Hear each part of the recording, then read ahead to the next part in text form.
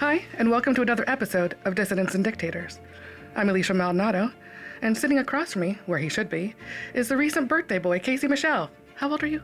I'm pretty old. All right. On today's episode, we have Mounir Ibrahim, a former diplomat at the U.S. State Department, now the Executive Vice President of Public Affairs and Impact at cheapfakes, which ensures the authenticity of online content. He's here today to talk about combating the maluse of generative AI and its importance in the context of human rights and democracy. Stay tuned, that's coming up. Mounir, thank you so much for joining us today. Thank you for having me. I'm excited. Thank you. We are excited to pick your brain and just let you run with it. I would love to hear if you could talk about your time at State Department and how you ended up in tech. Yeah, no problem. Well, first of all, thanks for having me. I'm excited to join here.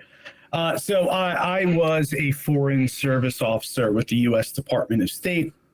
That is essentially a U.S. diplomat that's deployed at the various embassies we have around the world or at the department in Washington.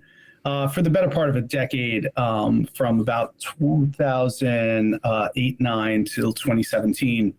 And there I worked on a variety of issues, but mainly on the Syrian crisis. My first tour, I was deployed to Damascus, Syria, about 7 months to a year before the start of the Arab Spring. And I was there throughout the start and into the first 7 months or so of the Syrian crisis.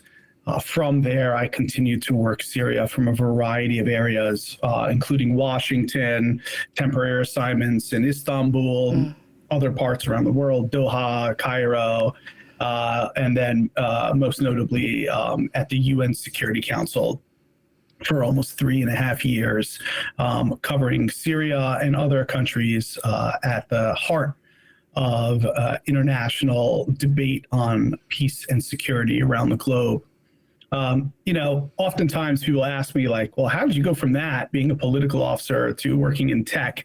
And it was not something I initially had envisioned, but it was truly my time working on Syria that really brought me to that point. So by way of quick background, if this is too much background, feel free to just tell me fast forward. I was the political officer at the U.S. Embassy in Damascus, and my role there was to cover civil society, religious freedom, opposition, elections, things of that nature. That is generally what they gave to the junior reporting officer in the political section there. And, when I went out there, oftentimes I would hear seasoned diplomats who've worked in the Middle East for, 20 years, 25 years, kind of pat me on the head and say, good for you. That's really cute. You're going to go out there and you're going to write the human rights report in the most stable country that has not changed in a matter of like 50 years under Ba'ath Party rule. But it's still important, and, go track these things. And, I kind of shrugged and said, okay. And when I went out there, the real meaty issues, if you recall, going back to that time, I'm older than probably everyone. So I realized 2008 and 9 is now moons ago. Oh, that was forever ago. Crazy to me. It's yesterday to me. But at the time, President Obama was just elected. We were at a process of re-engagement. He recess appointed the first ambassador to Syria, Ambassador Robert Ford, who was my boss and mentor. And these issues of Iraqi refugees in Syria, re-engagement, Iran nuclear weapons, some things do not change, as that is still a very real issue. Those were kind of the front burner issues. And then you all know the history as well as I do. December 2010, a man named Mohamed Bouazizi self-immolates in Tunisia, and the wave of protests and uprising spread across the Middle East, including Damascus. So that was really kind of my entry into the diplomatic service. And I found myself, this junior officer covering what was once this kind of static file thrusted into probably one of the most important files and issues in the U.S. government and in the global multi-stakeholder world on what was going on in Syria. From that, I really saw the nexus of technology and the events that were happening on the ground. I'm sure many of the listeners and you all know, oftentimes the Arab Spring was referred to as the Facebook revolution or the YouTube revolution and things of that nature. And I saw a lot of my contacts, a lot of the human rights activists, civil society activists using digital tools to organize and get their message out.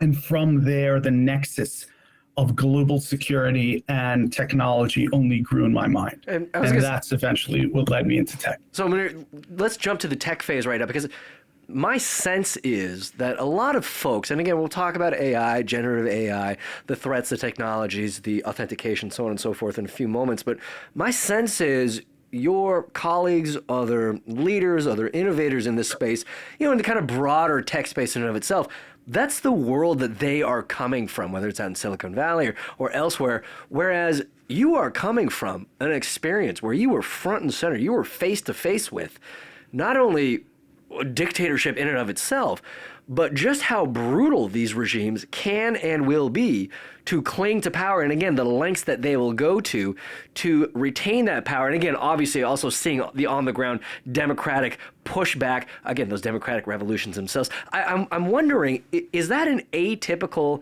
background for others that are working in a similar space to you in the kind of broader AI, generative AI and authentication world? It's a great question. I would say yes. It's not. I can point to several of my colleagues who I worked with at the State Department who did move into tech. So there are a handful of us who saw that same trend of this growing nexus that technology is largely, I'm not going to say replacing, but almost supplementing nation states. It's cross-border. It's agnostic. Good actors can use it, bad actors can use it, and understanding its impact, particularly on the most vulnerable communities around the world, is critical. And I think that's why you saw a lot of people go from, foreign services, not only the State Department, we had European counterparts and others went into tech. But my backstory is a little unique because what I specifically saw, particularly in my last tour, at the UN Security Council. I was at the U.S. mission to the United Nations, and I was the Syria advisor to two permanent representatives, Samantha Power for 2+ years, and I was also with Nikki Haley when administrations changed for about 6 to 8 months. And in both cases, what I saw was the entrance of what is called user-generated content, images and videos coming from smartphones on the ground. The same people I witnessed when I went to the protests and observed them in Damascus and elsewhere in Syria, holding up their phones and bravely taking pictures and videos, those same images and videos were being entered into the UN Security Council and other multilateral forum as evidence of potential war crimes, of atrocities, whatever it may be. And what I saw is the retort from bad actors, nation states, oftentimes, obviously the Syrians, the Iranians, the Russians at times, and would just stand up and say, well, those images are fake. Those videos are fake. Prove to us they are real. And, it drove me crazy. Me with no technical background, I'm a diplomat who's covered political issues, saying there's got to be a way that an image or video can be proven real. And the spoiler alert is there's not.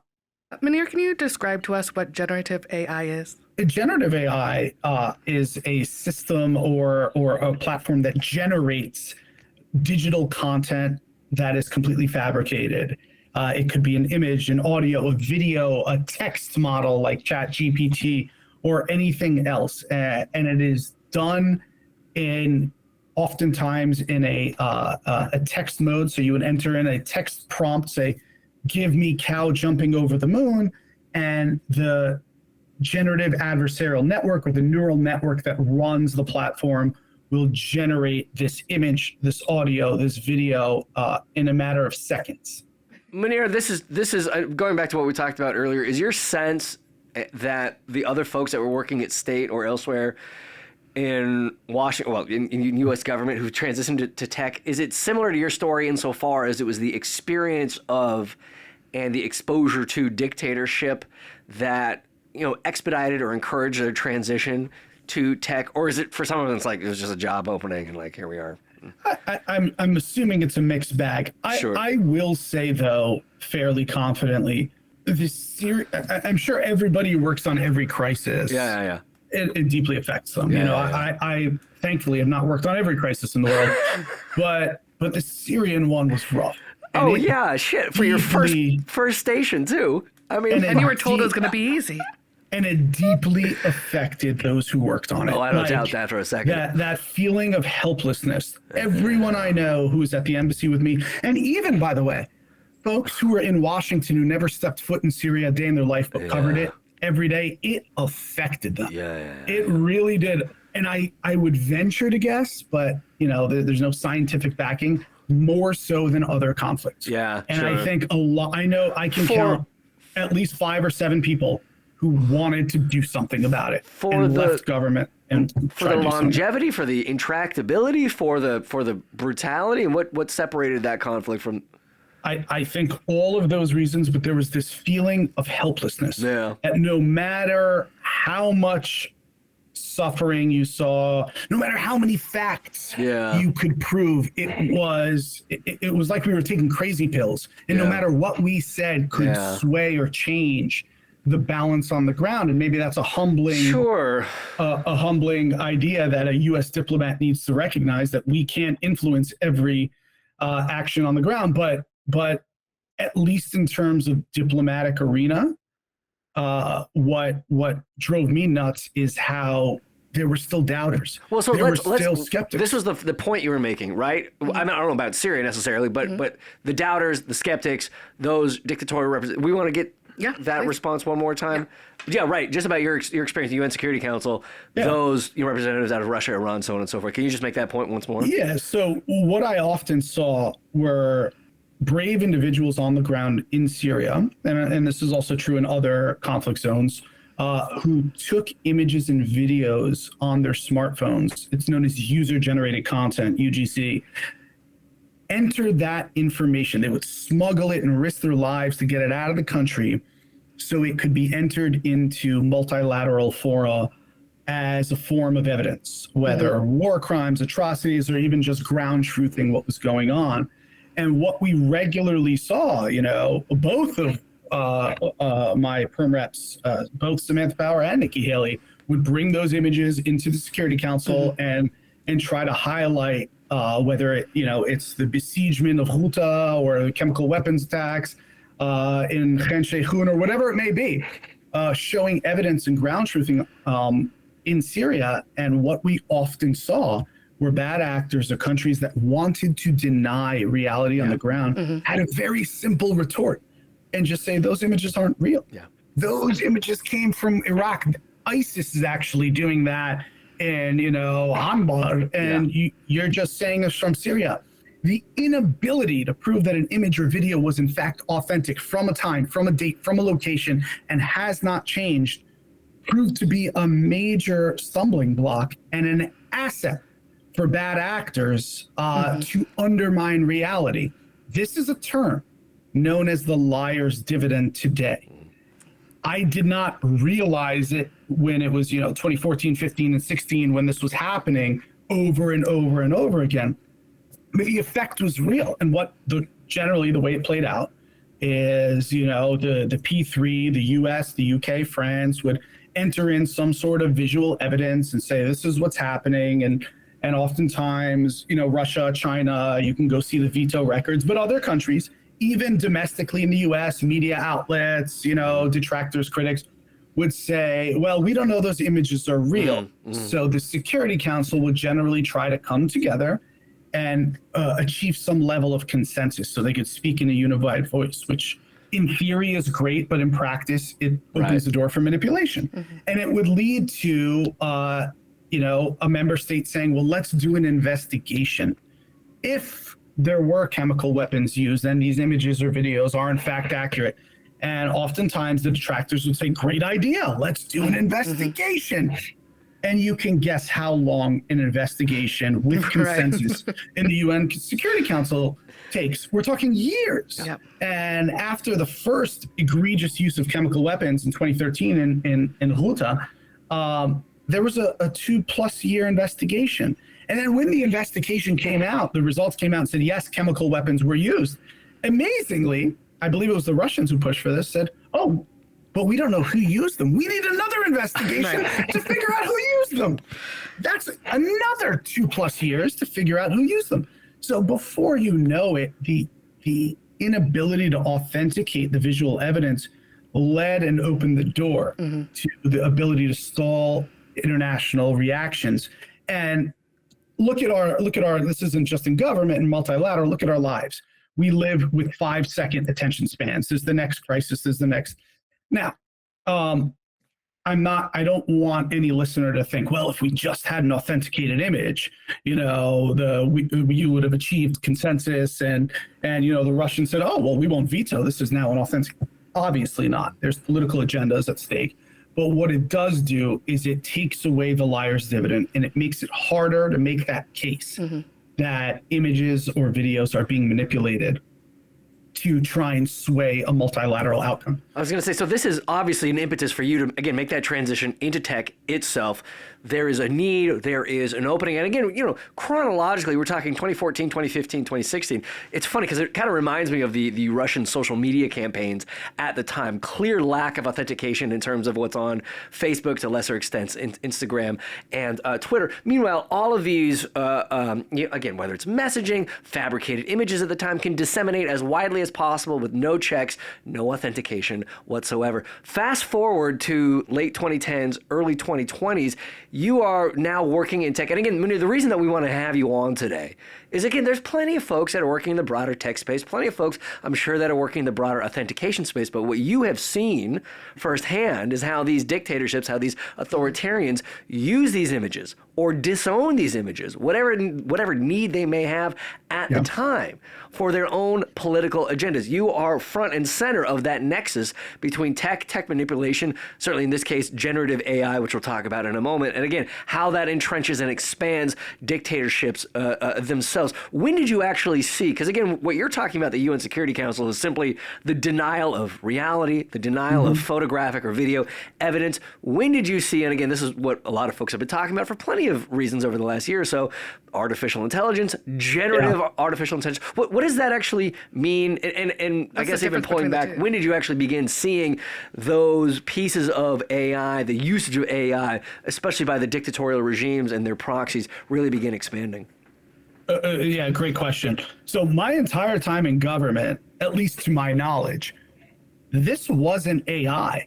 I like for the average, ambassador or perm rep at the UN Security Council, or even at a ministerial level, nobody was talking about deepfakes or Gen AI in 2015, 16, 17.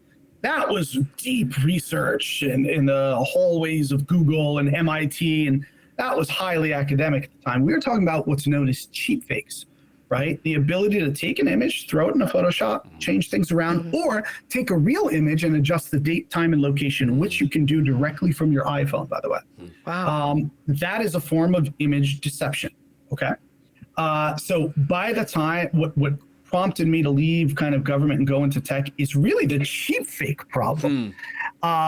And come 2018, 2019, we start seeing the first deepfakes circulating online. And I'm like, holy shit, I thought it was bad then.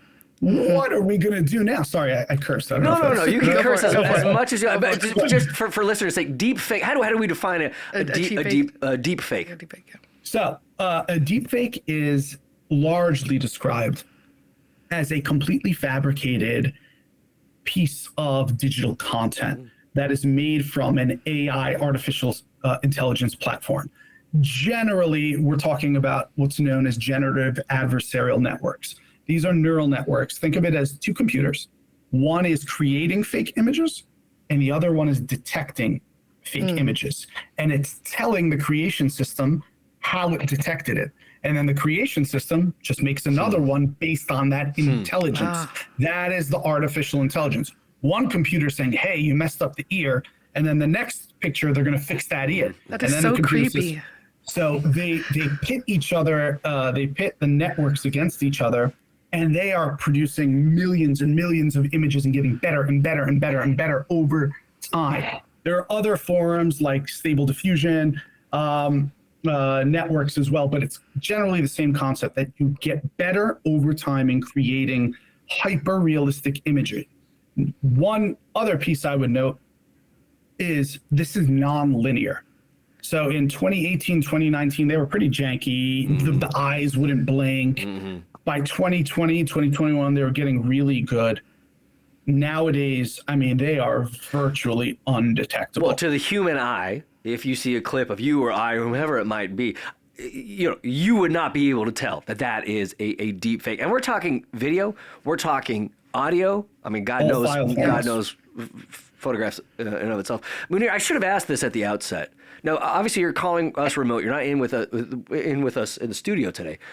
Should we have confirmed that we're actually talking to you? Should we have authenticated? Now, it seems real.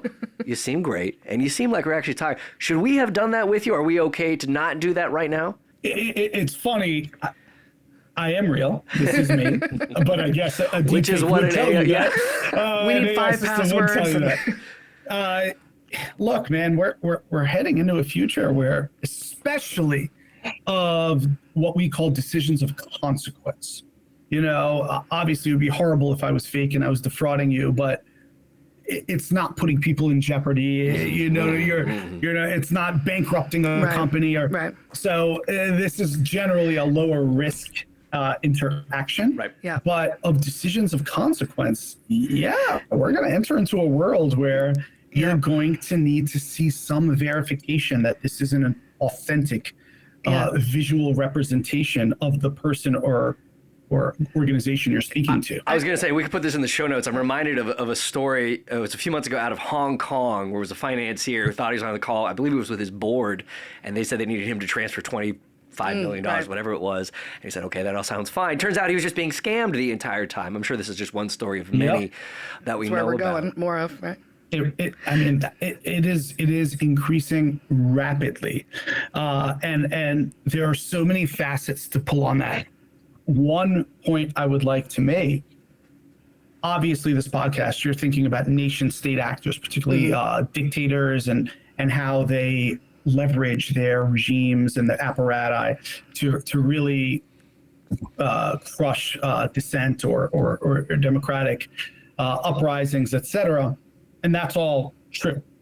But the accessibility of AI makes it so you don't need a highly sophisticated intelligence organization to leverage it to do the things we're talking about. A committed 13-year-old in Gary, Indiana could do it. You know what's crazy? I mean, it's really crazy. One of the biggest misuses of deepfakes and generative AI today is the sexualization of imagery. Often, I mean, candidly, it targets young girls. They are the biggest victims around the world of Gen AI today. Taylor Swift had a whole thing about this, right? It was a whole big huge issue. 100%. In New Jersey, in Westfield, New Jersey, a student took images off of social media and just sexualized all his classmates using a highly accessible tool. Same thing happened in Spain, in Canada. There was a recent case in Baltimore, Maryland, where there was a beef between a principal and an athletic director, and he made the principal say all these crazy racist remarks. So the point is, you don't need to be a sophisticated nation state or even an OCN, an organized criminal network, to leverage these tools. Everyday people will and can. And that is actually the scariest part of this all. Well, and this is what brings us back to your work and dating back to your time at the UN Security Council, the need for, and no longer just at a state-to-state level, but now at an interpersonal level as well, increasingly, authentication, right? The technical know-how, the awareness writ large. We don't have all day. I know you're a very busy guy. Can you give us a little bit about what you do, what your company does, where the status of authentication is right now? Yeah, sure. So I'm with a company called TruePic. We are based in Southern California, and we have been working on authenticity and transparency and digital content for about 8 years. Our founders really thought about this in the business world insurance, banking, lending, online dating, peer-to-peer commerce. All of these instances, individuals or businesses are making financial or trust decisions based on an image or a video that they're seeing. And how do they know if those are in fact authentic? As we spoke about, I saw the same gap in everything from the geopolitical, strategic, societal world. Right. And we kind of came together and realized that everything we do in this world has been digitized. COVID was a dramatic accelerant. Everything we do, for the most part, and every decision we make is influenced by an image or a video. We also have a fundamental belief that we do not believe it is possible to detect what is fake, particularly in real time and at scale. There is no magic apparatus where you take any picture, any video off the internet, upload it, and it's going to tell you, yep, it's real. No, it's fake.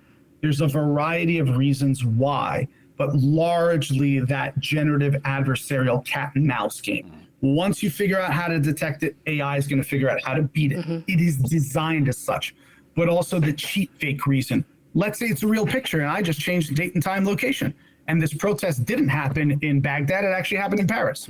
How are you going to know that? You won't. So instead of trying to figure out what is fake, what we came together with a variety of organizations in the industry, Microsoft, Adobe, Sony, Google, OpenAI, and a variety of others. And we said, let's try to stamp what is in fact real or authentic, so that content consumers, when we scroll on social media, when we are renting a house on Airbnb, when we are reading, I don't know, CNN.com, you can see that what we call content credentials, the history, the lineage of that piece of digital content.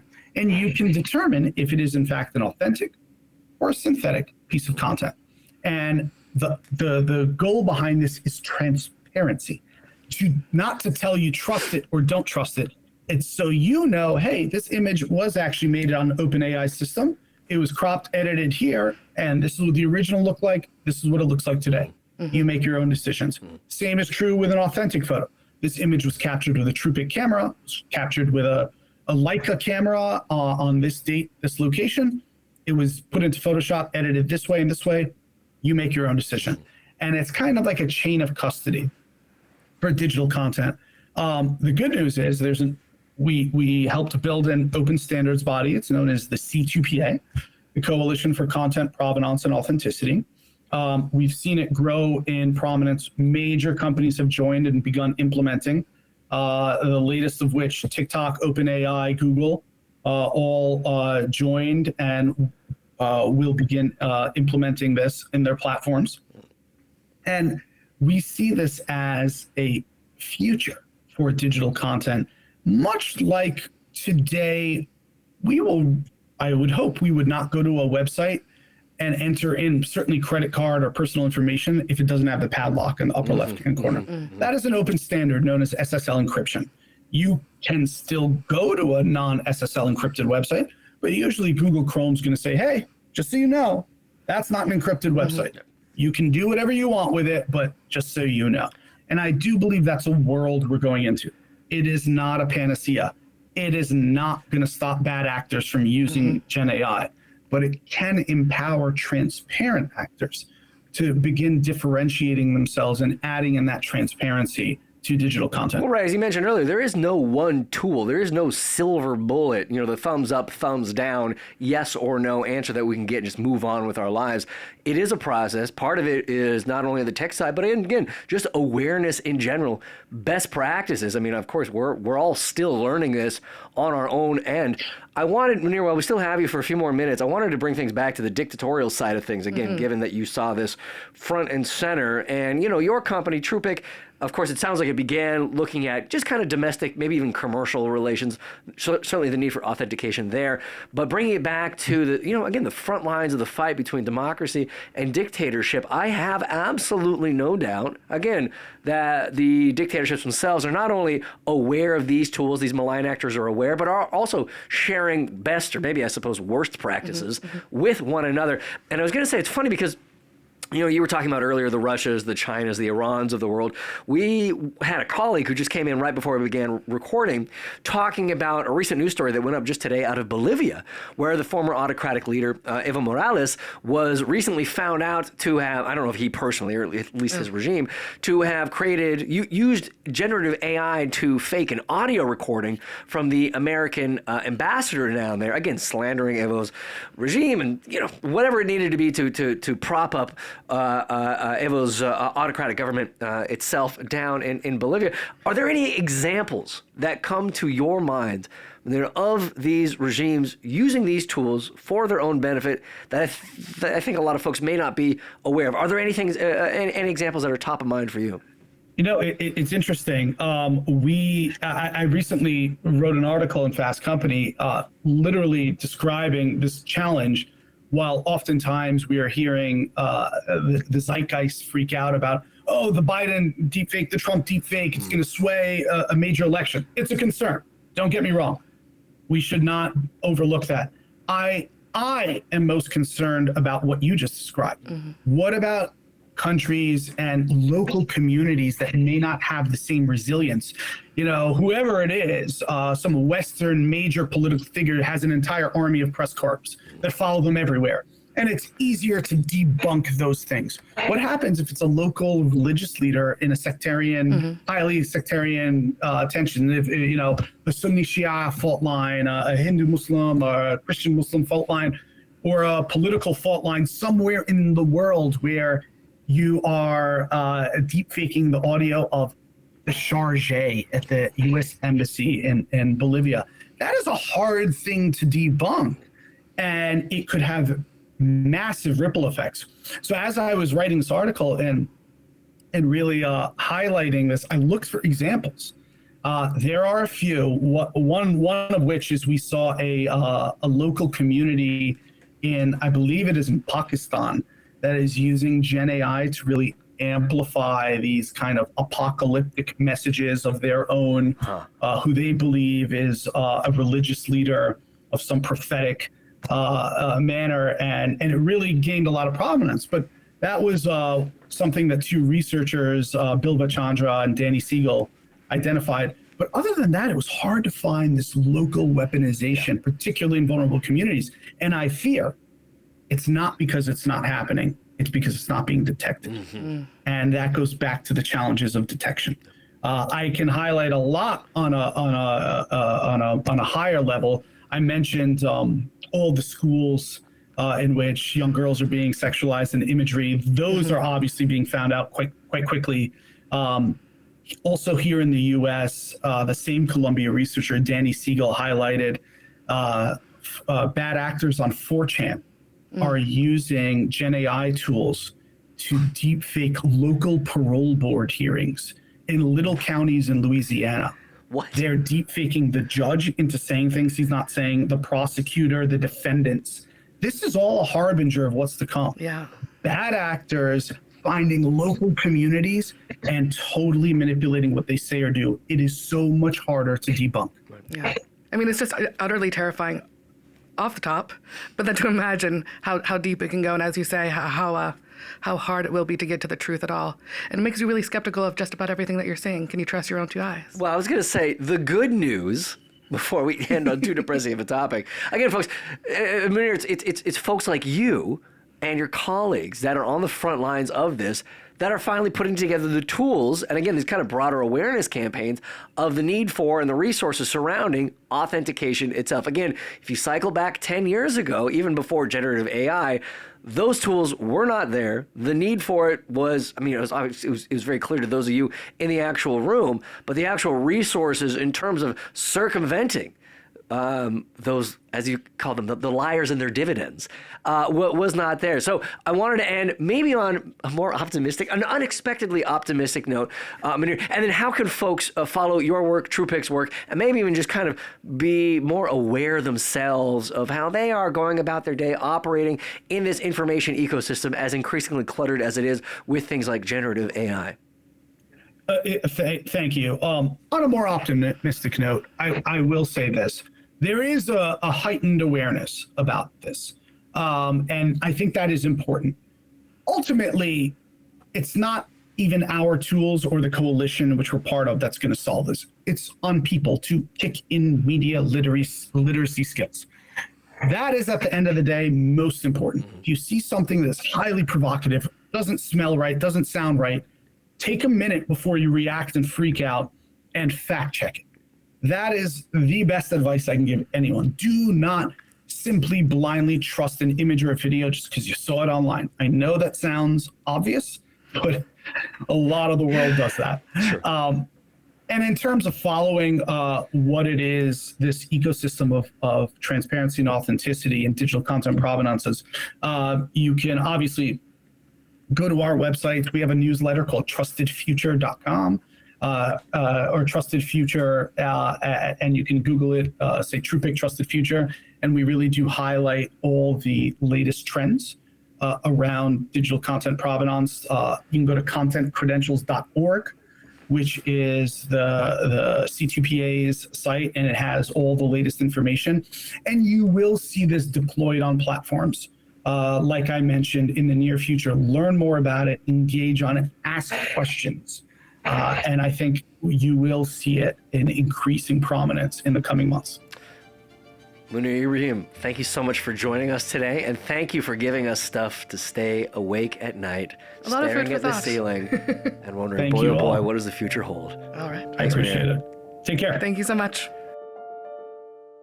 The Human Rights Foundation is a nonpartisan, nonprofit organization that promotes and protects human rights globally with a focus on closed societies. We promote freedom where it's most at risk, in countries ruled by authoritarian regimes.